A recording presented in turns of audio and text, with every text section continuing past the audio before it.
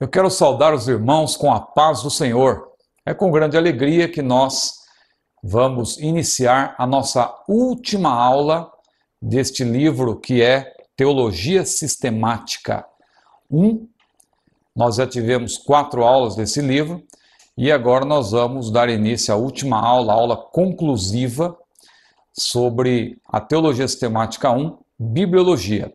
Nós vamos começar, como temos começado em todas as nossas aulas, com uma leitura bíblica e uma pequena abordagem da Palavra de Deus como um ponto de contato, ou seja, uma introdução para entrarmos propriamente no assunto da nossa aula de hoje. Quero convidar os irmãos a que abramos as nossas Bíblias em 1 Pedro, primeira carta de Pedro, capítulo 1, versículos 24 e 25.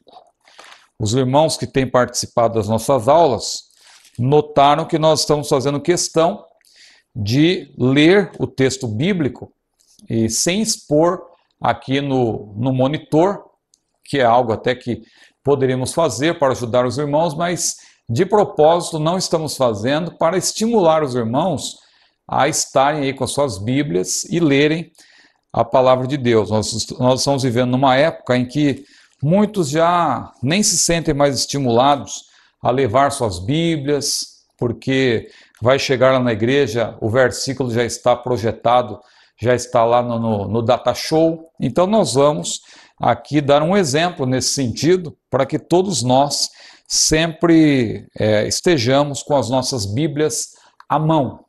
1 Pedro capítulo 1, versículos 24 e 25. Diz assim a palavra de Deus: porque toda a carne é como a erva, e toda a glória do homem como a flor da erva. Secou-se a erva, caiu a sua flor, mas a palavra do Senhor permanece para sempre. E é esta palavra que entre vós foi evangelizada. Os irmãos certamente notaram que em todas as aulas nós estamos lendo a Bíblia na versão corrigida de Almeida.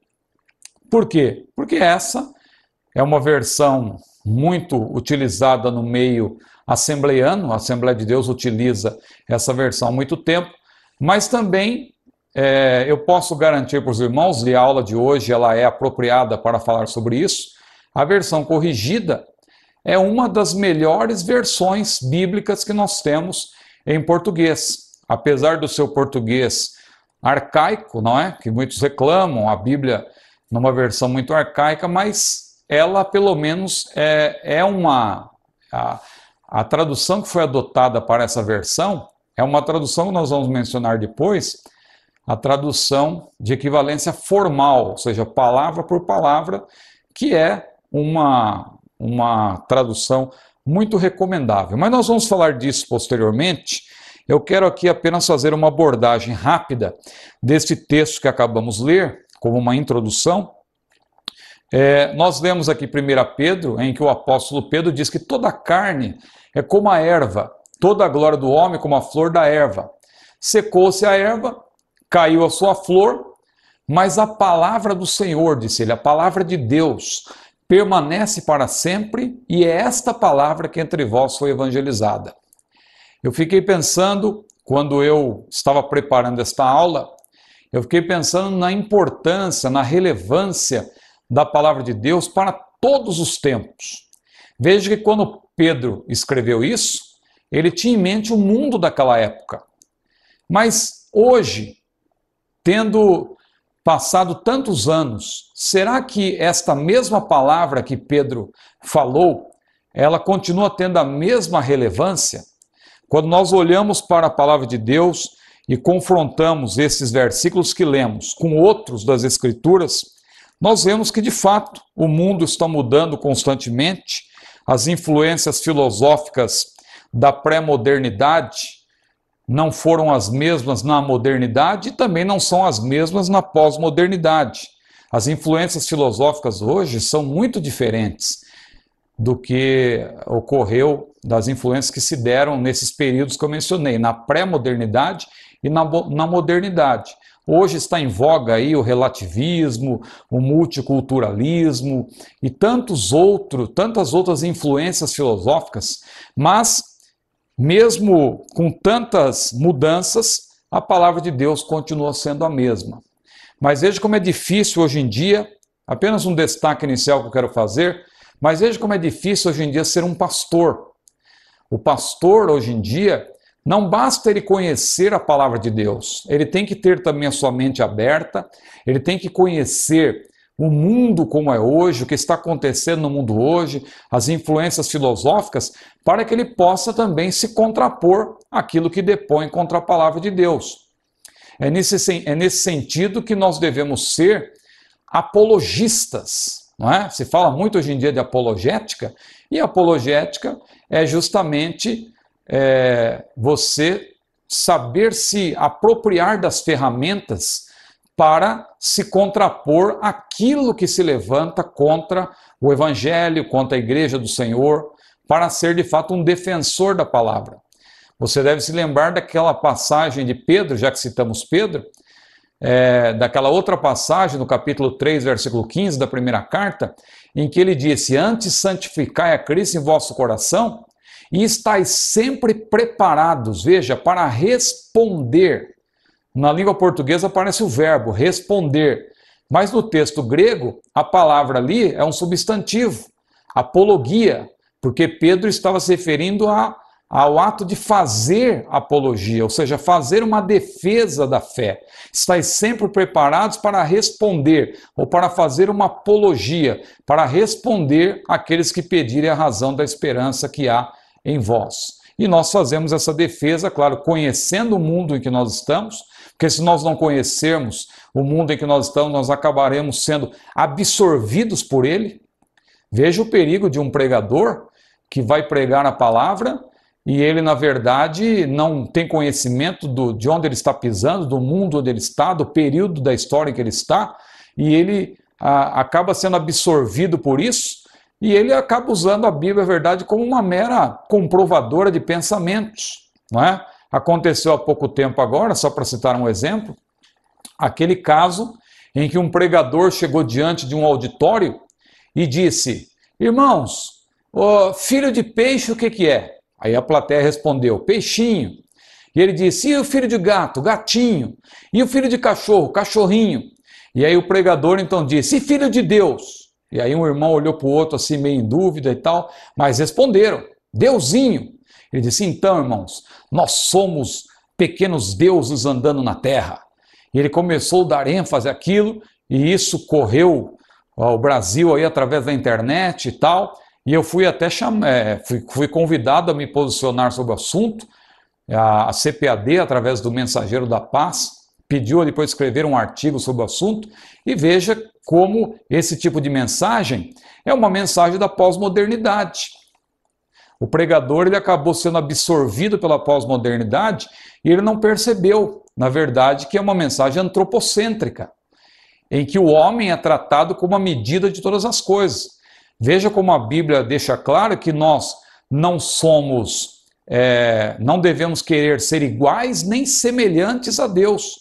E esse caso aí, só para fechar aqui esse pensamento, esse caso de ser filho de Deus, o filho de Deus, Deusinho e tal, isso não tem nenhum fundamento, porque você sabe que nós somos filhos de Deus por adoção. O único filho de Deus, a rigor, é o Senhor Jesus, é o Filho unigênito de Deus. Nós somos filhos por adoção. E quando nós adotamos um cachorrinho, por exemplo, ele não se torna um pequeno humano ou um humanozinho andando na terra. Então, que nós tenhamos cuidado para que não sejamos absorvidos pelo pensamento prevalecente na pós-modernidade, mas que continuamos defendendo a palavra de Deus, porque Pedro disse, inspirado por Deus, que esta palavra é que entre vós foi evangelizada, e essa palavra, ela continua sendo a mesma, ela jamais perecerá, é a palavra do Senhor. Mas, meus irmãos, nós lemos então aqui 1 Pedro capítulo 1, versículos 24 e 25, e nós vamos agora apresentar esta última lição deste livro, a preservação e a tradução da Bíblia. Veja que nós já estudamos, fazendo aqui uma rápida recapitulação, nós estudamos a Bíblia como livro,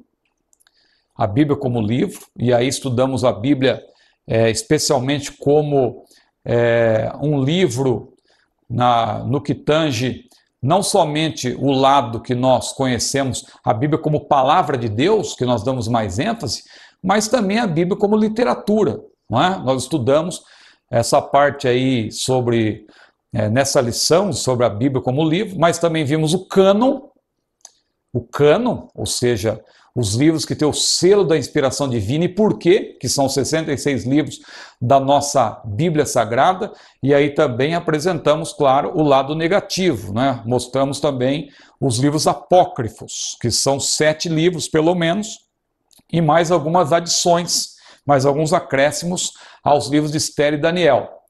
Tivemos uma aula sobre a inspiração da Bíblia específica, já tínhamos feito menção em outras aulas, mas tivemos depois uma aula específica sobre a inspiração da Bíblia.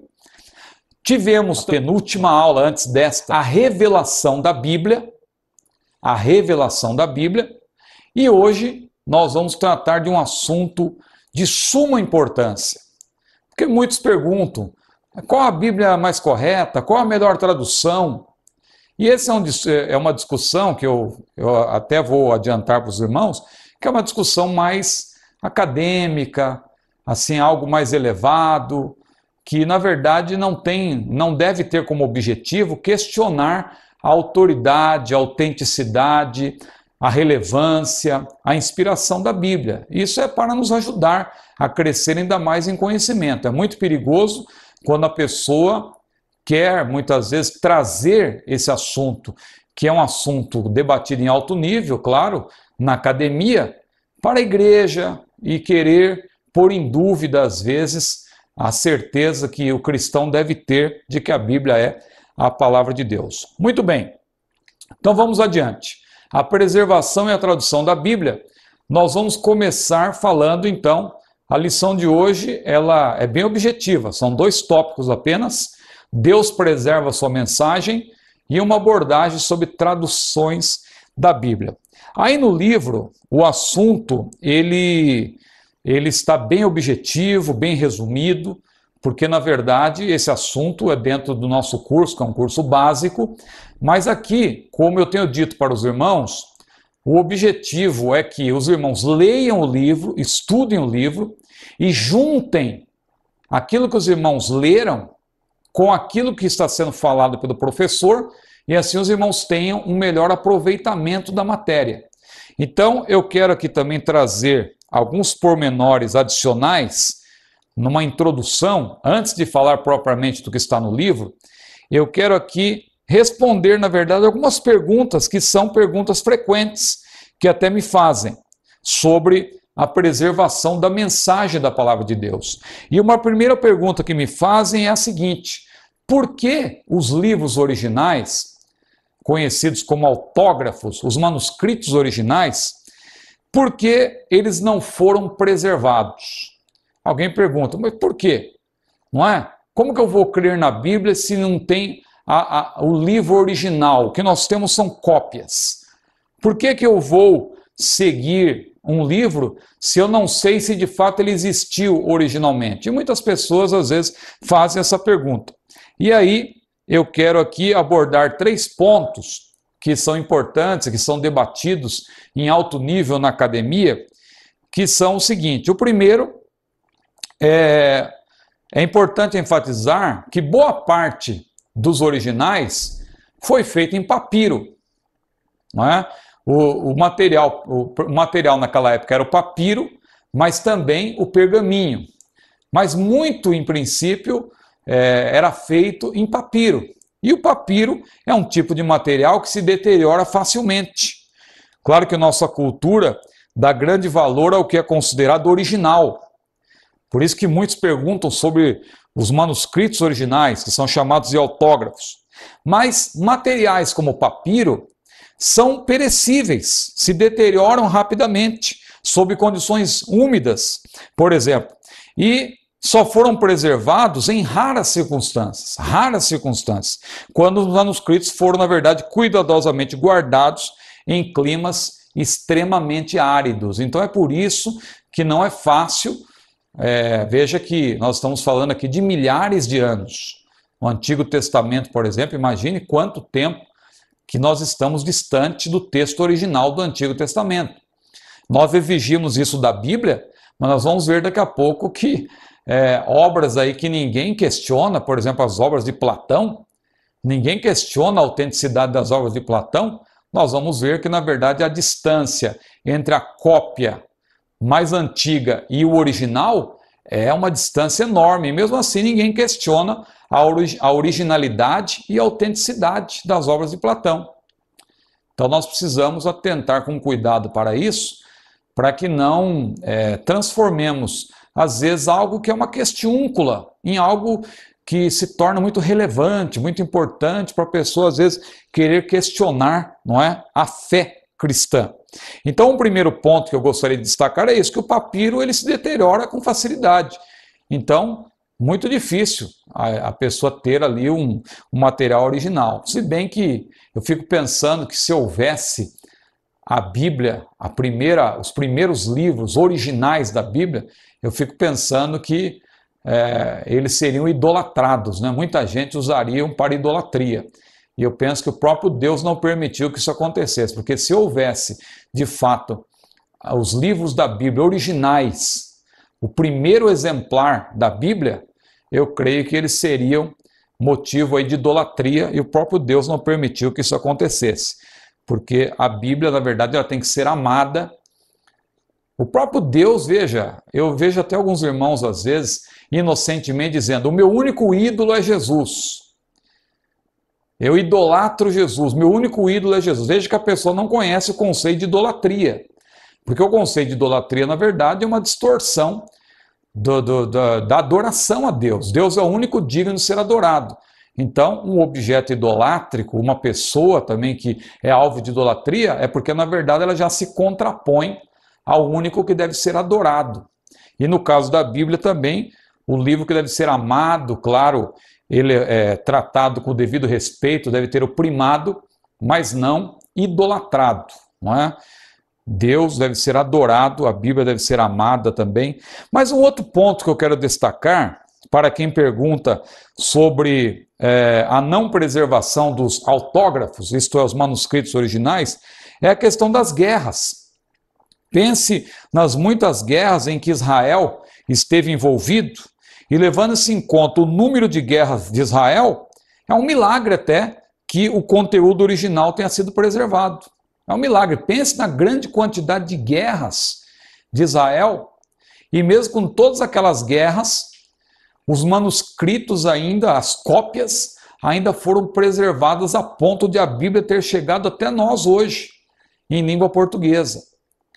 Mas veja como deve ter sido difícil para preservar os manuscritos, as cópias, em meio a tantas guerras.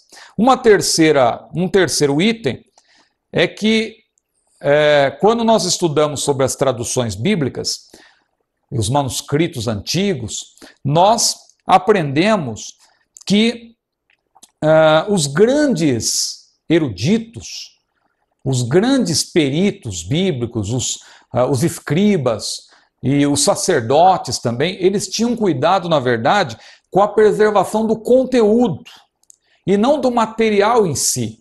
Como eu falei há pouco, a nossa cultura dá valor ao que é original. Então veja, um livro antigo no museu, ele ali recebe grande destaque, e se alguém tem para leiloar, isso vai ser leiloado e alguém vai levar por uma grande quantia. Por quê? Porque as pessoas valorizam aquilo que é original. Mas veja que os sacerdotes, eles tinham cuidado mais com o conteúdo.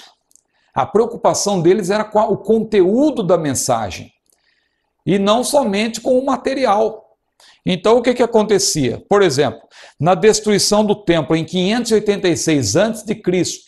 e na destruição do templo em 70 depois de Cristo, os sacerdotes, quando eles fugiram, eles tiveram, na verdade, a preocupação em preservar o conteúdo dos livros, salvando sempre as cópias mais novas, em melhor estado.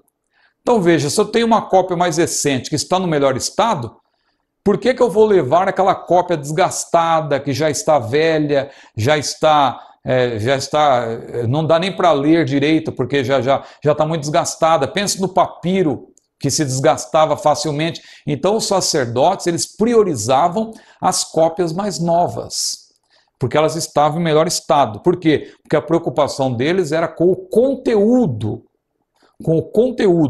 Mas uma segunda pergunta que me fazem também, que as pessoas fazem sobre a tradução bíblica, uma segunda pergunta é: existem provas da preservação do Antigo Testamento? Agora estamos falando da mensagem propriamente. Eu falei do material, mas o assunto nosso aqui propriamente é a mensagem, ou seja, o conteúdo. Então existem provas de que houve a preservação do Antigo Testamento? Existem provas na própria Bíblia. Por exemplo, Jesus e os apóstolos, e também os judeus do primeiro século, eles usaram uma versão da Bíblia chamada Septuaginta.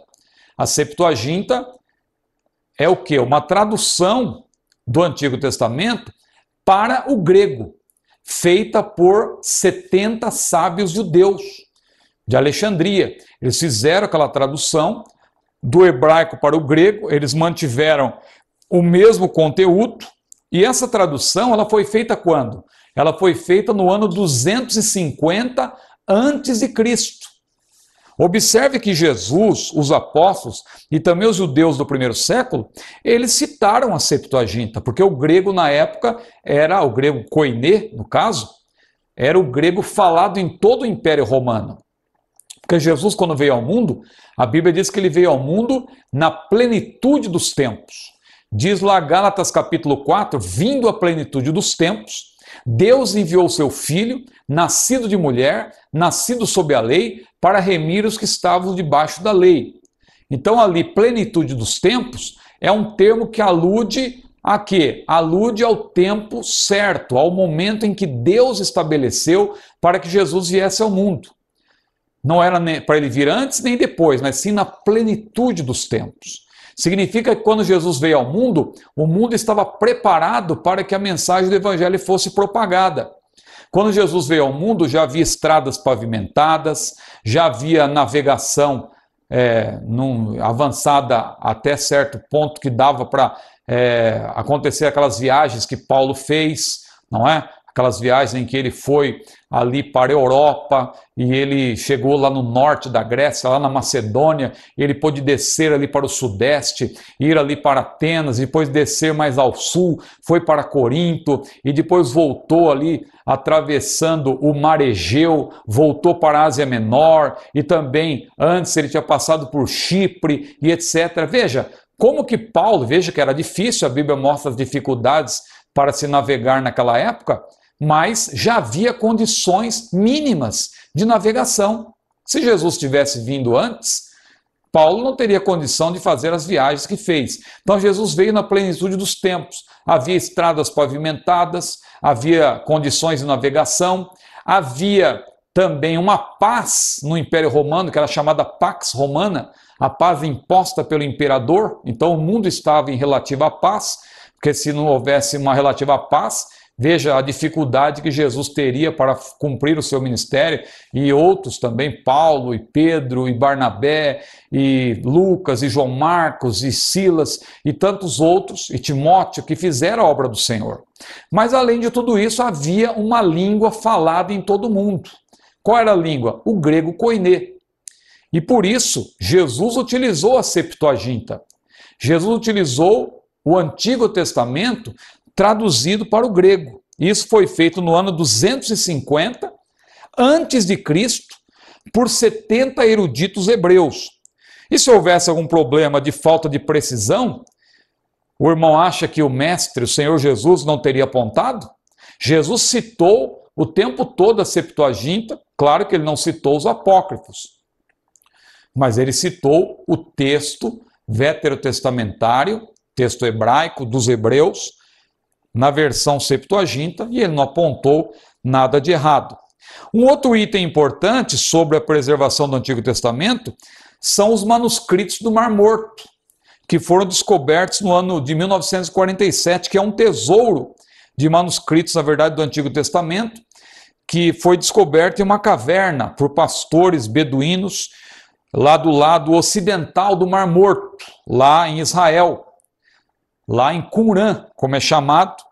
E depois, nas décadas seguintes, mais 230 textos foram também encontrados em outras 11 cavernas, livros inteiros, e foram encontrados em bom estado, além de um livro do profeta Isaías, que estava em perfeito estado. Veja que milagre! Porque esse livro, na verdade, data do ano 125 a.C. Veja que havia um problema. A Bíblia estava sob suspeição e muitos criticavam, especialmente o texto do Antigo Testamento, porque diziam que o texto, a cópia que havia do texto massorético, aquele texto antigo lá, daqueles sábios de Massorá, por isso que o texto é chamado de massorético, não é? Então, veja que esse texto estava sob suspeição, muitos criticavam, mas quando se encontrou o livro do profeta Isaías em perfeito estado, e foi detectado que ele era do ano 125 a.C., e foram feitas comparações e confrontações entre este livro do profeta Isaías e o livro do profeta Isaías, que está no texto massorético, chegou-se à conclusão que as diferenças eram praticamente diferenças mínimas, que não alteravam nada o sentido, não mudava nada o sentido, eram pequenas diferenças ali de uma palavra usada no lugar de outro, etc. Algum problema do copista, que era normal, porque tudo era feito à mão, as cópias eram feitas à mão. Então, na verdade, isso foi uma grande resposta da preservação da mensagem, essa descoberta dos livros que estavam lá no Mar Morto, naquelas cavernas do Mar Morto. Durante muitos anos, como eu falei, os críticos reclamaram que a data do texto massorético era muito recente. Agora, com a descoberta de 1947, eles se calaram. E alguns datam até de 225 a.C., alguns dos documentos que foram encontrados. E são documentos, ou seja, mais de 1000 anos anteriores aos textos massoréticos que foram usados para a tradução, por exemplo, da King James Version, que é uma tradução que foi muito criticada por causa disso, não é? Por utilizar o texto massorético, mas que hoje foi lançada até a nova versão. Veja que recentemente houve o lançamento da nova versão King James, preservando-se a fonte original, os textos massoréticos e o texto receptus, no caso do grego, justamente porque esta versão, que era tão criticada, ela acabou, na verdade, ganhando um status aí de uma versão altamente confiável, justamente porque essas descobertas do Mar Morto mostram que não há praticamente diferença nenhuma entre esses dois textos quando comparados. Então, com as descobertas do Mar Morto, a Bíblia, de modo geral, tem apoio, isso é importante dizer, tem o apoio de manuscritos mais fortes do que qualquer outra obra da história clássica, incluindo-se Homero, Platão, Aristóteles, César, Tácito. Veja que ninguém questiona a originalidade desses autores. Eu não vejo ninguém questionando a originalidade, a autenticidade de Aristóteles, de Platão. Não é? Ninguém questiona. Mas por que questionar a Bíblia? Sendo que a Bíblia, como nós aqui demonstramos, ela tem manuscritos e cópias muito mais fortes, por assim dizer, do que as obras de Platão, por exemplo. Agora, falei do Antigo Testamento, deixa-me falar do Novo Testamento também. Porque no caso do Novo Testamento, alguém pode perguntar, há provas da preservação do Novo Testamento? E eu diria que o Novo Testamento é o documento mais bem autenticado de toda a literatura antiga. Não existe uma obra mais bem autenticada do que o Antigo Testamento. Por quê? Porque há mais manuscritos do Novo Testamento, mais cópias próximas e confiáveis dos manuscritos originais, ou seja, os autógrafos do Novo Testamento, do que de qualquer outra obra escrita nos tempos antigos. de qualquer outra obra. Podemos fazer aqui uma comparação rápida, por exemplo, com as obras de Platão. As obras de Platão, eu repito, por que os críticos não questionam a autenticidade das obras de Platão? Qual a origem dos manuscritos de Platão? Ano 300, mais ou menos, antes de Cristo. Se bem que Platão viveu antes disso. Mas a origem dos manuscritos é do ano 300, pelo menos a alusão que é feita a esse ano. Entretanto, sabe qual é a cópia mais antiga desses manuscritos originais? É uma cópia que data do ano 900 depois de Cristo. Veja aí a diferença em anos. Do ano 900 depois de Cristo para o ano 300 antes de Cristo, você tem um espaço aí entre o original e a cópia mais antiga que foi encontrada. A cópia mais antiga tem um espaço aí de pelo menos 1.200 anos. Veja o que pode acontecer no espaço de 1.200 anos. Imagine, será que essa cópia de Platão não foi alterada? Será que ela corresponde de fato ao original 1.200 anos antes? 1.200 anos atrás? Então veja que comparar com o Antigo Testamento nesse caso é covardia, com a descoberta do Mar Morto. Mas vamos comparar com o Novo Testamento. E tem mais um detalhe. O número de cópias existentes das obras de Platão são 7 em todo o mundo. Em museus de todo o mundo você vai encontrar apenas 7 cópias na língua original das obras de Platão, essas que datam do ano 900 depois de Cristo. Não foi encontrada nenhuma cópia, por exemplo, dos séculos 1 e 2. Agora, quando você compara com o Novo Testamento, no caso do Novo Testamento, a origem dos manuscritos é 50 a 95 depois de Cristo. É o tempo em que os livros do Novo Testamento foram escritos, os evangelhos e as cartas. E 95 é o ano limite, porque foi quando foi escrito possivelmente Apocalipse. O ano 95 depois de Cristo. Então, aí você tem um espaço do ano 50 ao ano 95, que é a origem dos manuscritos. Agora, qual é a cópia mais antiga existente? Ela data do ano 125 depois de Cristo. Veja a proximidade. Uma proximidade aí de 30 a 75 anos, considerando, claro, que cada livro teve uma data diferente. Então pense que isso é muito mais próximo de nós. Imaginemos, por exemplo, nós temos um livro original, por exemplo, de um autor do nosso tempo, que é lido no nosso tempo, mas que viveu em 1940, que viveu em 1950, que viveu em 1960, ou seja, está próximo de nós. É o que acontece com o Novo Testamento, porque a cópia mais antiga, ela está a apenas 30 a 75 anos de distância dos manuscritos originais. E o número de cópias existentes, aí é covardia, não é? Porque as obras de Platão são apenas 7 no mundo todo. Sabe quantas cópias há do Novo Testamento em todo o mundo, nos museus? 5.700 aproximadamente. Então o Novo Testamento é uma obra muito bem documentada, não é? As diferenças verificadas nessas cópias, inclusive, apesar de serem muitas, são diferenças irrelevantes. Se você confrontar, eu tenho feito isso, eu, por graça de Deus, viajo um pouco, visito museus e faço pesquisa nessa área de tradução, eu tenho feito alguma comparação, tenho lido obras de eruditos, tenho consultado eruditos também no assunto, e perguntado sobre as diferenças que existem entre esses manuscritos, e as diferenças são irrelevantes. Às vezes falta um pedaço no manuscrito, mas é um pedaço de algo que, na verdade, é enfatizado por outra parte da Bíblia. Por exemplo, tem manuscrito do Novo Testamento que não consta lá o final de Marcos 16, que diz: ide por todo mundo, pregar o evangelho. Alguns manuscritos não têm essa parte. Só que isso aí, essa parte sobre a grande comissão, Jesus abordou em Mateus, Jesus abordou também em Lucas, dando um outro enfoque.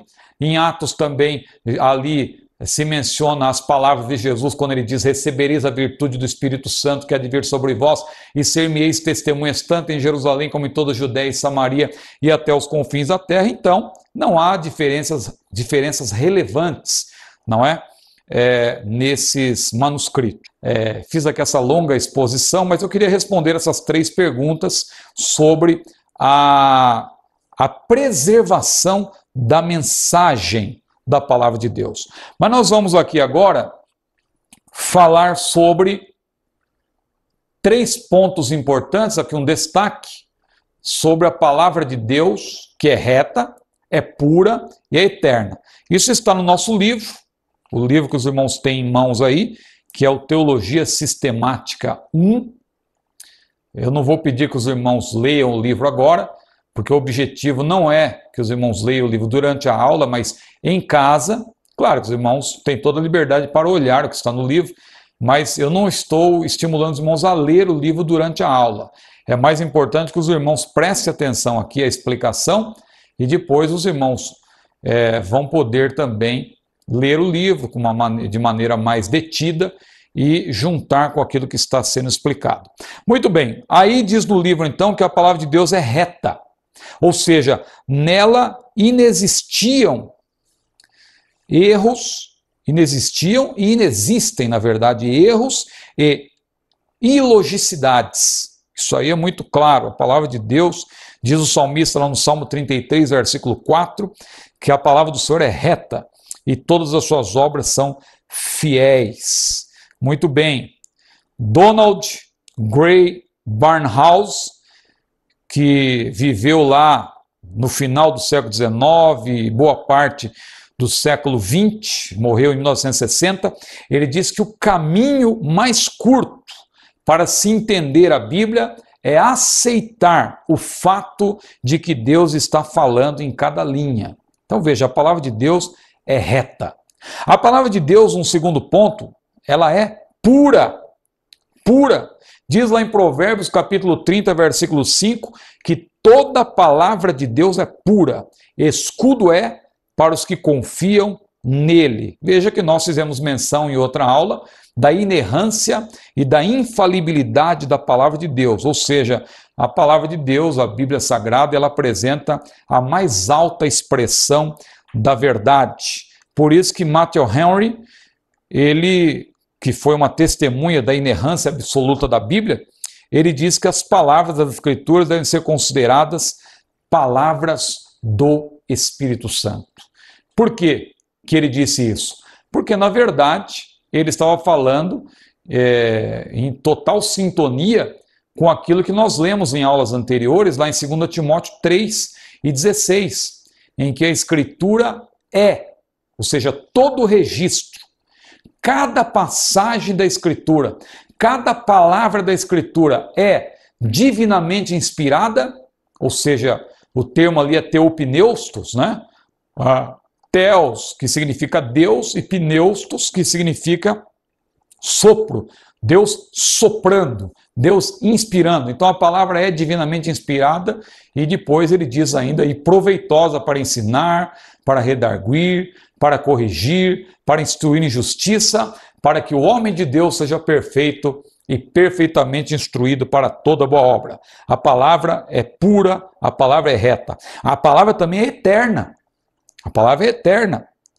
Veja aí quantos pormenores que estão aí no livro, que nós não estamos lendo para ganhar tempo, mas a palavra é eterna. Quantos códigos que foram surgindo ao longo do tempo, como o próprio código de Hammurabi e outras obras que também já ficaram no tempo, já ficaram desatualizadas, mas no caso da Bíblia, preserva-se a sua perenidade, não é? A Bíblia não se desatualiza, porque, na verdade, como nós lemos lá em 1 Pedro, capítulo 1, e Pedro ali, talvez você nunca tenha pensado para avaliar isso, Pedro ele está fazendo menção da própria palavra de Deus, ele está citando Isaías, capítulo 40, versículo 8, que diz: seca-se a erva e caem as flores, mas a palavra do nosso Deus subsiste eternamente. Isaías capítulo 40, versículo 8.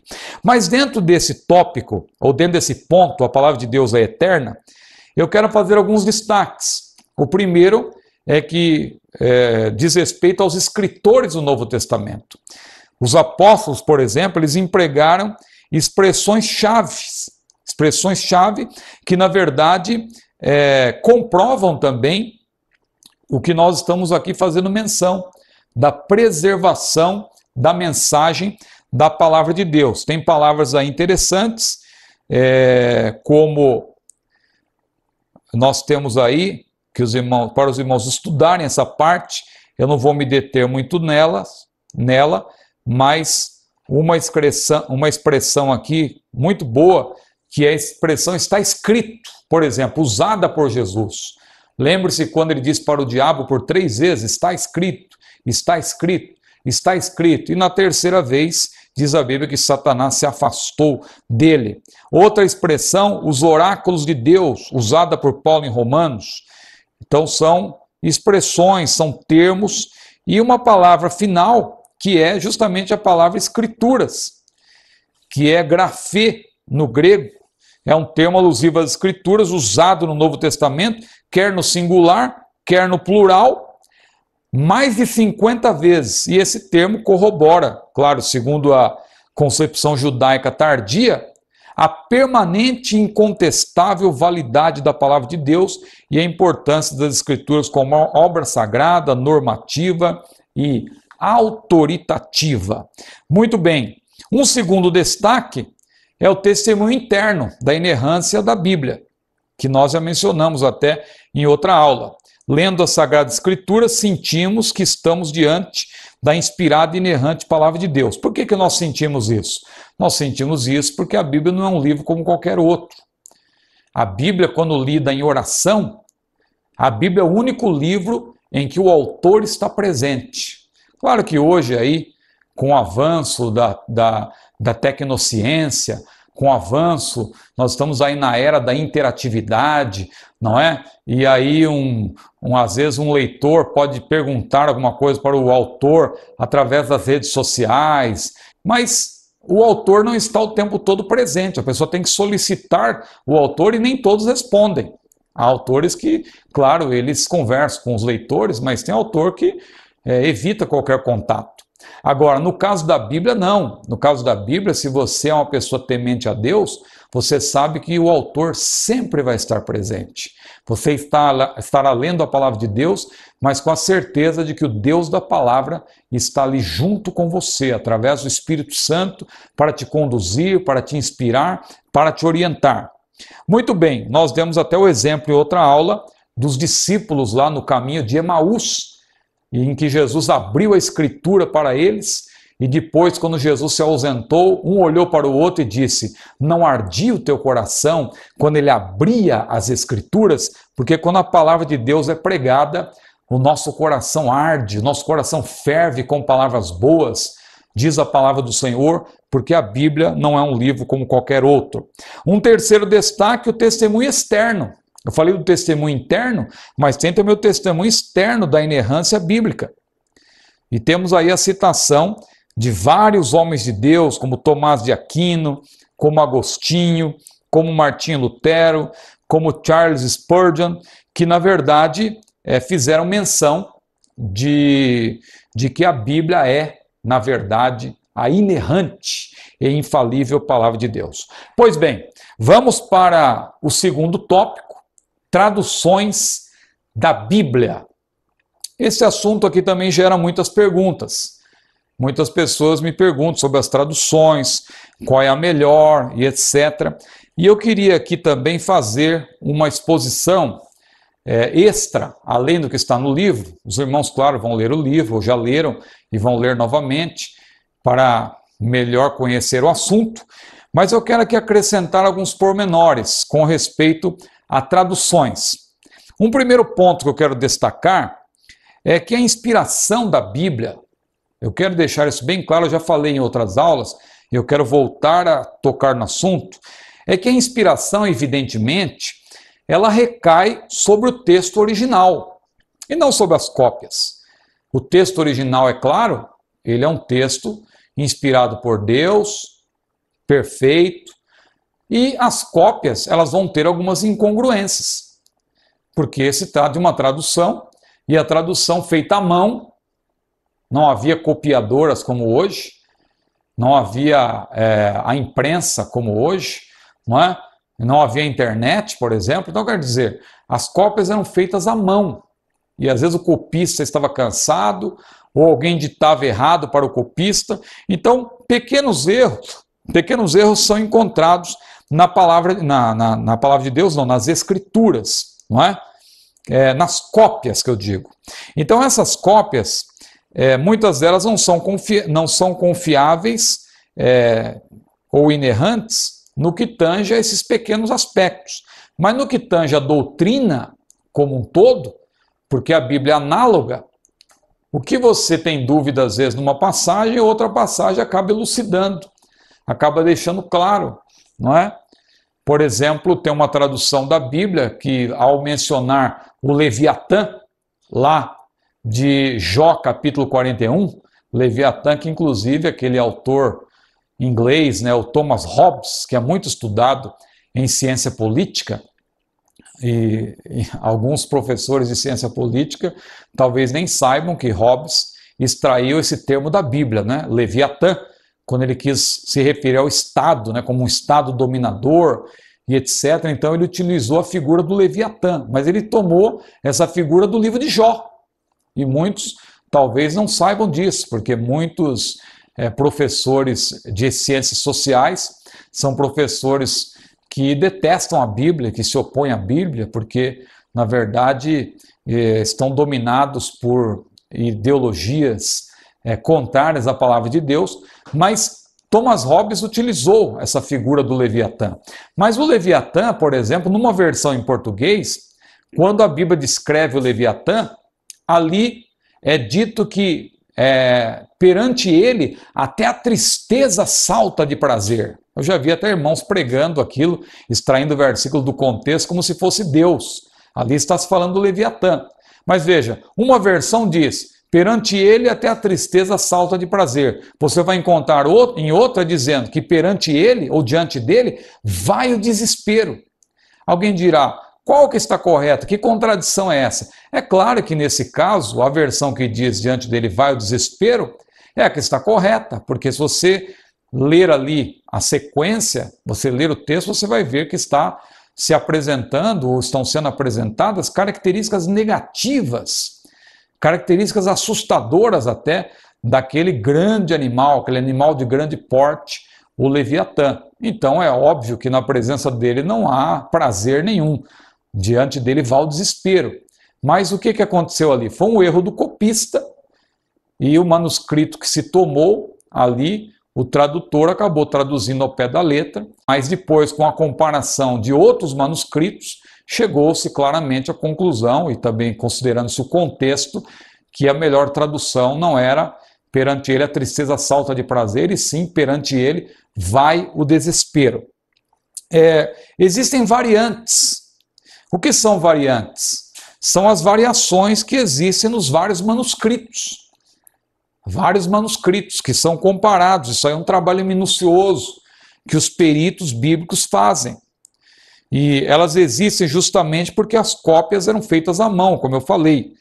Então, por exemplo, digamos, usando aqui a língua portuguesa para facilitar, digamos que um copista estivesse fazendo a cópia e alguém estivesse ditando. E aí a pessoa que está ditando, em vez de dizer, na verdade a pessoa dizia céu, vamos dizer, mas o copista entendia seu. Veja que as palavras são similares, só que o sentido é completamente diferente. Um é um verbo, o outro é um substantivo, mas o som parece ser a mesma coisa. Céu, seu, não é? Então isso acontecia, mas isso é facilmente detectável numa análise contextual, analisando-se o contexto e comparando-se manuscritos. Então, surge a pergunta: os manuscritos são confiáveis?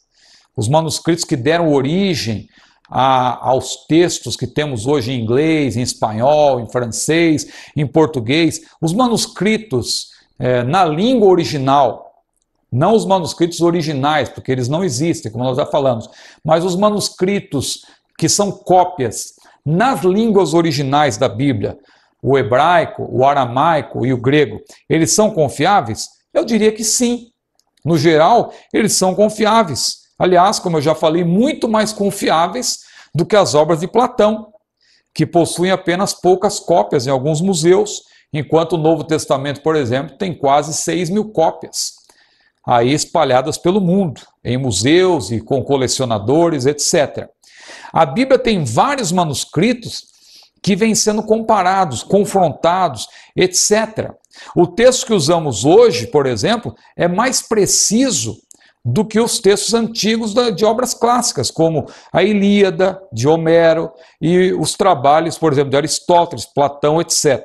No fim do século I, aliás, o historiador Flávio Joséfo escreveu: apesar do tempo passado, ninguém se atreveu a acrescentar, remover ou alterar uma sílaba do texto do Antigo Testamento. Isso está na obra Antiguidades Judaicas. Então veja o testemunho que Flávio Joséfo deu no período em que ele viveu, lá no século I. As fontes para as traduções. Vamos pensar aqui então nas fontes do hebraico e nas fontes do grego. As fontes do hebraico, a fonte, assim, grosso modo, de maneira geral, é o texto massorético que eu citei. Mas também hoje os manuscritos do Mar Morto, que, confrontados, como eu já mencionei, mostram que não há diferença nenhuma diferença relevante, não é? Não há diferença relevante nenhuma.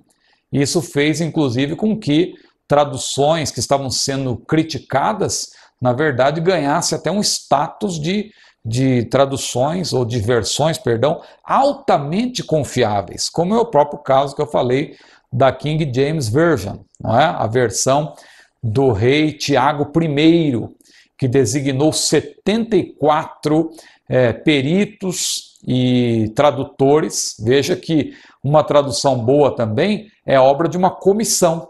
Eu fico preocupado, às vezes, com traduções aí que uma só pessoa faz. Nós temos até uma tradução agora chamada A Mensagem. Veja, se a pessoa considerar como um livro, eu não vejo problema nenhum. Agora, como texto bíblico, eu considero perigosa essa versão, porque foi uma única pessoa quem fez, Eugene Peterson, que é, na verdade, uma pessoa muito respeitada, não é? Mas que, na verdade, ele fez uma paráfrase, e não uma tradução digna de total confiança, é uma paráfrase. Mas nós vamos falar disso mais adiante. Então veja, no caso do texto hebraico, nós temos o texto massorético, que confrontado com os manuscritos do Mar Morto, nós vemos que há uma grande semelhança entre esses dois textos. São quase idênticos, para ser bem objetivo aqui, franco. No caso do texto grego, nós temos o chamado textos receptos, que na verdade foram textos gregos reunidos por Erasmo. Erasmo que fez esse trabalho lá no século XVI, e ele reuniu vários textos que são chamados, na verdade, são textos que são chamados de majoritário, tradicional e bizantino. São 3 tipos de textos gregos que ele reuniu, e essa reunião de textos feita por Erasmo deu-se o nome de textos receptos. Esses textos receptos foram utilizados na tradução de várias Bíblias. Então, por exemplo, em 1611, como eu já até citei, 54 tradutores e peritos bíblicos, eles fizeram a tradução da King James e usaram apenas o texto massorético e o texto receptus. O texto massorético para o hebraico e o texto receptus de Erasmo, que é um texto que recebe muita crítica daqueles que são contrários à Bíblia, mas observe que essas 2 fontes citadas não são as únicas. Há versões mais novas, por exemplo, em inglês, quem gosta de ler a Bíblia em inglês, e é importante porque você tem muitas traduções boas que ainda não chegaram ao Brasil, não foram traduzidas para o português, como, por exemplo, uma versão que eu até citei ao longo das palestras, das aulas, que foi aquela tradução, a NASB, NASB, que é a sigla de New American Standard Bible. Esta é uma versão mais atual, mais nova, e ela tem como fonte, porque ela é mais recente, ela foi feita em 1971, e veja que interessante, ela tem uma similaridade com a King James, porque ela também teve 54 pessoas trabalhando, veja, uma grande comissão também, 54 pessoas trabalhando. Só que no caso dela, foram usados o quê? Foram usados não apenas o texto massorético e o texto receptus, mas houve um cuidado de se comparar o texto massorético com os manuscritos do Mar Morto, e no caso do texto grego foi utilizado o que é chamado de um texto eclético.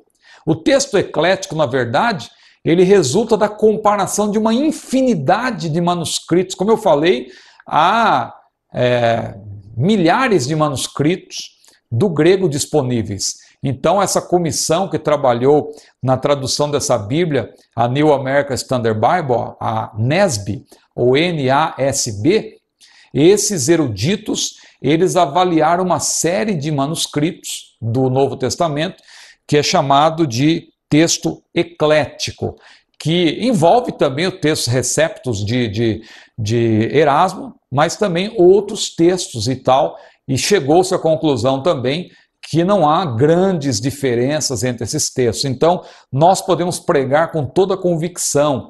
O irmão que prega aí em português, e às vezes alguém fica dizendo, olha, tem erro na Bíblia, não dê ouvidos para isso, pregue com toda a convicção, pregue que Deus amou o mundo de tal maneira, que deu o seu Filho unigênito, para que todo aquele que nele crê não pereça, mas tenha vida eterna, pregue que Jesus disse, eu sou a porta, se alguém entrar por mim, salvar-se-á, e entrará e sairá e achará pastagens, pregue que Jesus disse, eu sou o caminho, a verdade e a vida, ninguém vem ao Pai senão por mim, porque tudo isso é palavra de Deus.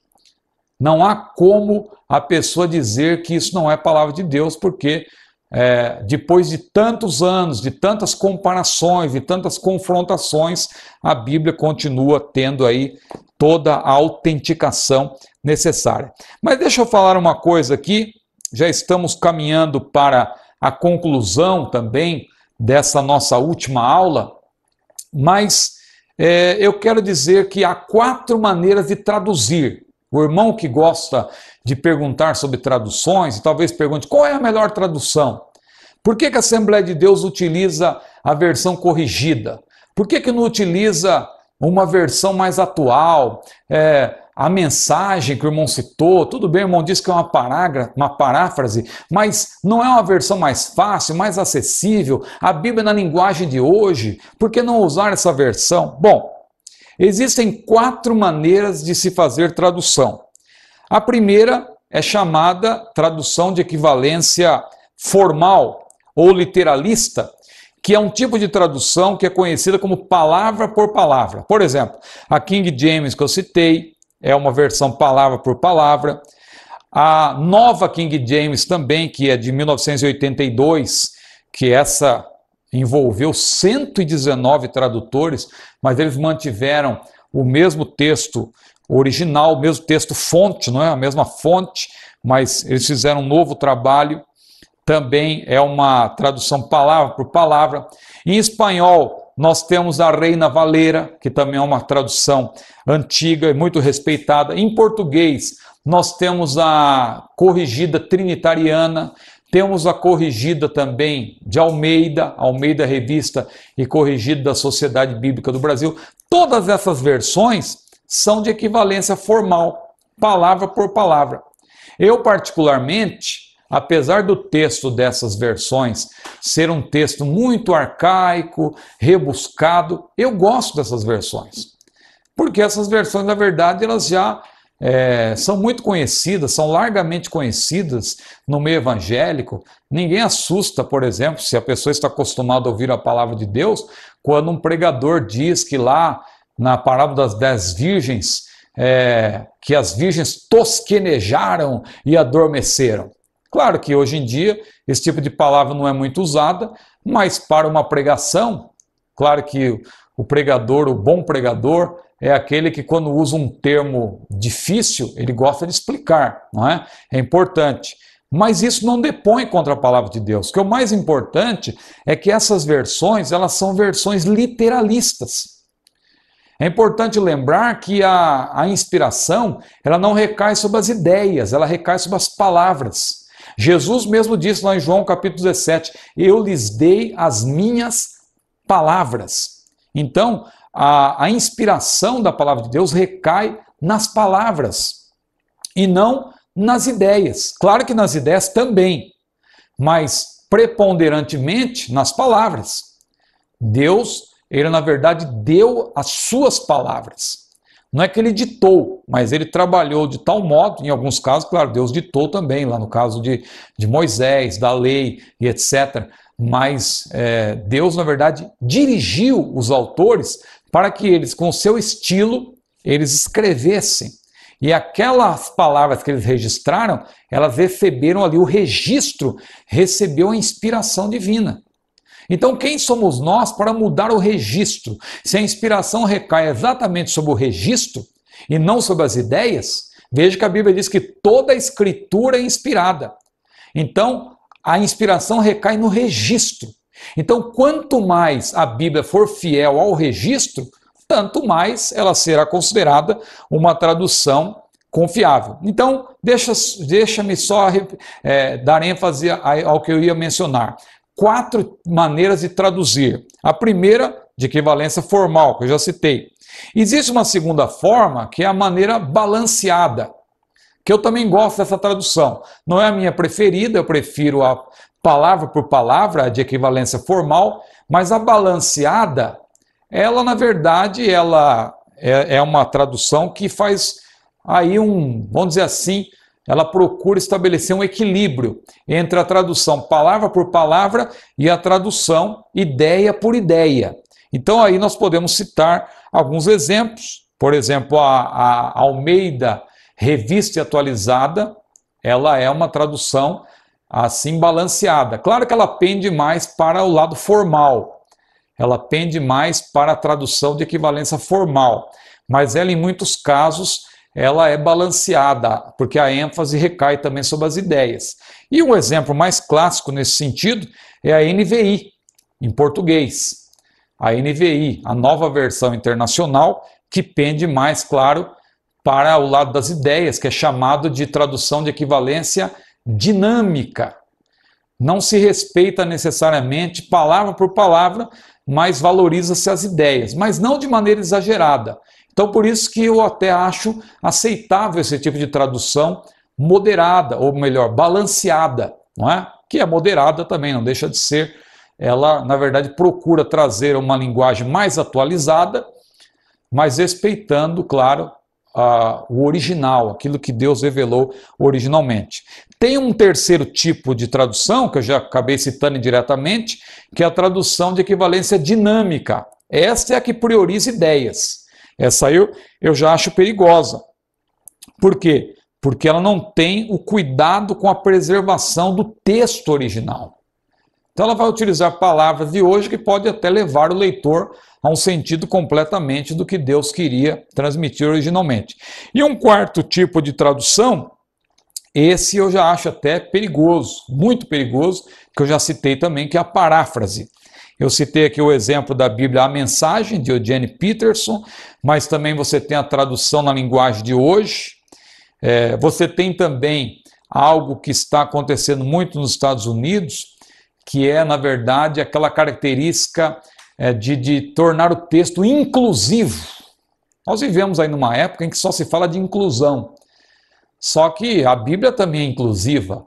A palavra de Deus é inclusiva, só que não é inclusiva como hoje muitos estão usando o termo, né? Inclusivo no sentido de tornar os gêneros totalmente neutros e etc. E você tem a ideologia de gênero, isso que está em voga aí, que está gerando muita discussão, não é? Nas universidades, mas também no campo da política, Então você tem aí a chamada ideologia de gênero. A Bíblia inclusiva, vamos dizer assim, ela entraria nesse campo da paráfrase. Agora, imagina se isso continuar do jeito que está. Se cada um achar que deve dar hoje ao texto bíblico uma nova leitura, uma nova significação, com base naquilo que a pessoa acha mais importante. Vamos dizer que alguém lance, por exemplo, a Bíblia da prosperidade. Claro que já existem Bíblias Bíblias de estudo nesse sentido. Agora eu falo de uma tradução, uma versão, uma nova versão em que a pessoa, na verdade, faz uma paráfrase. Então vamos dizer, por exemplo, João 3,16, que é o texto áureo da Bíblia. Porque Deus amou o mundo de tal maneira que deu o seu Filho unigênito para que todo aquele que nele crê não pereça, mas tenha vida eterna. Aí, um grupo de teólogos da prosperidade resolvem fazer a Bíblia, uma paráfrase no caso, usando o texto, fazendo uma tradução e aplicando para os dias de hoje, dando um enfoque reducionista, não é? Da prosperidade financeira. Então, por exemplo, vamos dizer que eles vão traduzir assim, porque Deus amou o mundo de tal maneira, e aí, em vez de dizer que deu o seu Filho unigênito, vai dizer que deu todas as riquezas aos seres humanos, para que todo aquele que nele crê não fique pobre, mas tenha muito dinheiro na sua conta bancária. Veja, eu estou usando um exemplo exagerado, mas para vocês entenderem que a tradução que é paráfrase, ela é muito perigosa, porque na verdade ela vai fazer a Bíblia dizer aquilo que a Bíblia não diz. Muito bem, caminhando então aqui agora para a conclusão, eu quero só fazer menção de alguns pontos aí do livro. Nós temos aí a menção das primeiras traduções bíblicas. Os judeus não permitiam que os livros sagrados fossem invertidos para outro idioma. Isso é muito importante, não é? Então, com o estabelecimento do Império de Alexandre o Grande, a partir de 331, somente ali o grego popularizou-se, a ponto de se tornar imprescindível, como eu citei, uma tradução da Sagrada Escritura para essa língua. Que aí, então, eu estou falando isso para citar o quê? A Septuaginta, que eu já citei, que foi usada por Jesus.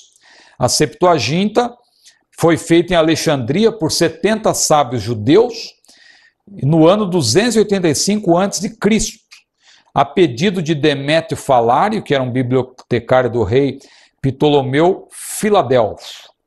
E então veja aí que ela foi terminada em 39 anos. Considerando apenas os livros inspirados, sem considerar os apócrifos, veja, em média, um livro por ano, né, foi traduzido do hebraico para o grego. Nem todos os livros do Antigo Testamento, infelizmente, foram bem traduzidos na Septuaginta. Razão pela qual Orígenes, por volta de 228 d.C., compôs uma obra chamada Hexapla, não é? Em que ele ali colocou 6 textos diferentes, hebraico, grego, como está explicado aí no livro, para fazer uma comparação e ali se chegar ao conteúdo desejado. Veja que já naquela época já houve esse cuidado. Hoje isso é feito com a ajuda do computador, é tudo mais fácil, não é? Hoje você tem aí, eu fico maravilhado às vezes com um tablet ou até mesmo um smartphone, você através de um aplicativo, você consegue ver o texto grego, você vê o texto hebraico, você vê a tradução para o inglês, para o francês, para o espanhol e para várias versões. Veja, você tem na palma da mão uma riqueza de conteúdo bíblico, não é? Veja que ninguém hoje tem desculpa para dizer que não conhece a palavra de Deus. Agora, este homem, já naquele tempo, não é? Ele teve esse cuidado de fazer esse trabalho minucioso, comparando-se aí várias obras. Também surgiu a Vulgata latina, o termo Vulgata diz respeito a uma coisa que é vulgar, ou seja, no sentido de popular, não é? Porque foi utilizada uma linguagem para o povo, para que todos pudessem entender. No Concílio de Trento houve aquilo que nós mencionamos em aulas anteriores, a oficialização daqueles livros apócrifos que já tinham sido introduzidos na Septuaginta e também na Vulgata, mas agora reconhecidos oficialmente como livros inspirados pela Igreja Romana, mas discordando da posição desse concílio tridentino, muitos eruditos modernos consideram a Vulgata uma tradução pobre, com algumas falhas graves, porque o Concílio de Trento ele acabou considerando que a Vulgata era, na verdade, o suprassumo em termos de traduções e que é, na verdade, um grande equívoco, não é? Os códices e manuscritos das Escrituras, aí são mencionados vários que os irmãos poderão pesquisar, como sinaíticos e alexandrino, e o Vaticano, Basa, o de Washington, e os rolos do Mar Morto, que eu mencionei aqui, os irmãos têm aí também uma breve menção. Tem muito assunto também que os irmãos podem encontrar na internet. A primeira versão em português, que é a conhecida versão de João Ferreira de Almeida, que leva o nome dele, mas não foi feita só por ele. Aliás, ele morreu antes da conclusão dessa tradução, e uma comissão, claro, trabalhou na produção desse importante material. E aí tem um resumo da vida, no livro tem um resumo da vida de João Ferreira de Almeida, como ele preparou esta importante versão que até hoje nós utilizamos. O texto foi publicado pela primeira vez no Brasil em 1944. E aí também teve outras versões, outras atualizações e revisões. 2.4, outras versões também importantes, outras do padre Antônio Pereira de Figueiredo, uma versão católico-romana, a tradução brasileira, Huberto Rodan, Matos Soares, versão da imprensa bíblica brasileira, outras bíblias aqui também mencionadas, e vamos então agora para assim. Alguém poderá até perguntar, e a tradução das Testemunhas de Jeová? A tradução do Novo Mundo também entra no campo da paráfrase. Quando eu citei paráfrase, é a mesma coisa. É um exemplo de paráfrase. Por quê? Porque ali, vocês sabem que as Testemunhas de Jeová negam, por exemplo, a deidade de Jesus. Então, em João 1:1, em que na nossa Bíblia diz, no princípio era o verbo, e o verbo estava com Deus, e o verbo era Deus, na versão, que é uma paráfrase, não é uma tradução a partir dos originais, e fiel aos originais, mas sim uma paráfrase, ali, a comissão designada pelas Testemunhas de Jeová, diz ali, no princípio era a palavra. Verbo, palavra, é a mesma coisa, que o verbo é a palavra em ação. Porque ali no original a palavra é logos. Então veja, no princípio era a palavra. E diz ali, e a palavra era com o Deus, acrescenta ali um artigo definido, a palavra era com o Deus, e a palavra era um Deus. Acrescenta-se ali o artigo indefinido, e Deus aparece em letra minúscula. Veja, Jesus, ele é rebaixado ali a um Deus qualquer, como o próprio Satanás, em 2 Coríntios capítulo 4, versículo 4, a Bíblia diz que o Deus desse século cegou os entendimentos dos incrédulos para que ele não lhes resplandeça a luz do Evangelho da glória de Cristo, que é a imagem de Deus. Então, essa tradução, na verdade, não é uma tradução, apesar de ser chamada tradução do Novo Mundo das Escrituras, é uma paráfrase. Muito bem, considerações finais. Não podemos nos afastar de maneira nenhuma das Escrituras, não podemos relegá-la a um plano terciário e, meus irmãos, aí tem importantes orientações nessas considerações finais e eu vou concluindo aqui a nossa última aula. Meus irmãos, que Deus os abençoe, que os irmãos façam um bom proveito de todo esse nosso conteúdo, deste livro tão importante que estamos tomando como base, Teologia Sistemática 1.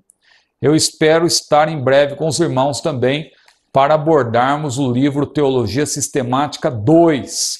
Mas, aqui, finalizando, nós temos aqui o Códice Sinaíticos, que está esse aí no museu nos Estados Unidos, a Bíblia de Gutenberg também no museu nos Estados Unidos. Veja que trabalho maravilhoso esse, lá do século XV, não é? Antes da Reforma Protestante. Veja como Deus também preparou tudo, não é? Isso aí, lá no século XV, 1400 e pouco, já tínhamos a Bíblia de Gutenberg.